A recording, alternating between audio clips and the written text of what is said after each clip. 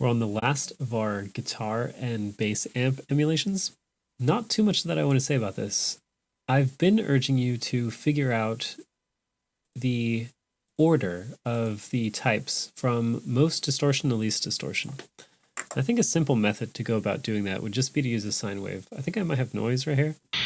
Yeah, let's move on to a sine wave.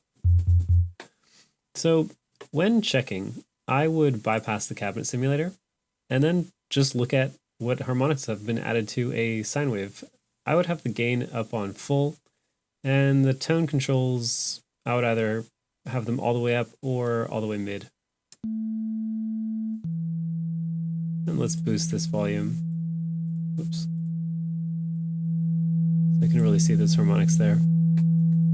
So you can see how much the studio combo is giving. We have a harmonic above the line, the next harmonic is halfway there, and then it doesn't quite go up to 2K. Moving on to the next amp. The Vox, you can see, is the cleanest of them. And it looks like UK Major might actually be the dirtiest one, with this harmonic being quite loud and then it going past 2K. And you notice that all the harmonics on all three of them are odd order harmonics. So there's no biasing going on. All the harmonics are all the distortion is, you could say, symmetrical. There's no asymmetry going on. If you think about a waveform and you look at a symmetrical waveform like a sine, triangle, or square, those only contain harmonics. Well, the sine doesn't contain harmonics, but a square or triangle contain odd order harmonics. Those waveforms are symmetrical from, or horizontally symmetrical. And if you look at a waveform that's asymmetrical, like a sawtooth, then that contains even and odd order harmonics. But this is something that I'll probably repeat when I get into the tube amps later on, which does have biasing. So they would be more biased to one side versus the other, and thus introduce even order harmonics. But anyway, so we figured out that UK Major seems to be the most distorted of the three, but I want to check that across the frequency spectrum. Let's see what we got going on up here.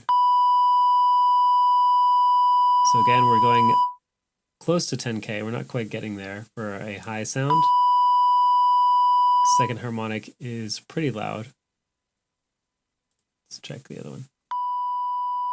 The Vox is consistently clean. Ooh, very similar.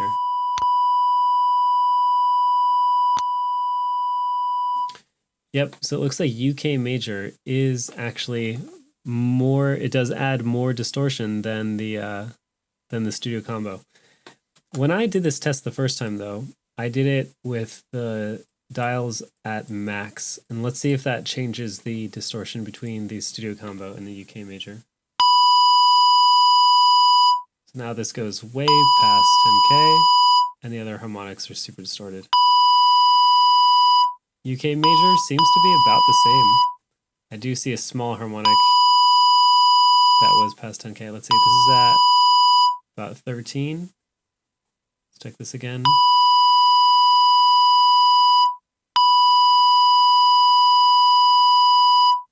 So it looks like this harmonic is slightly higher, but not as loud. So I'm not sure. Let's check the low end again. So pretty loud there, and then, yeah, about -5, we're going past 1K. And you see we have a lot more bass distortion with the studio combo, which is why I had gotten confused between those two. So we can definitely be sure, again, Vox is cleanest, and then there's more low-end distortion with the studio combo, and maybe more high-end distortion with the UK Major. You can use that later on, you know, when you're deciding which one you want to choose for what purpose. And yeah, that's it for this. We're finally done with all the guitars and basses, and next time we'll be working on mic modeling. All right, bye.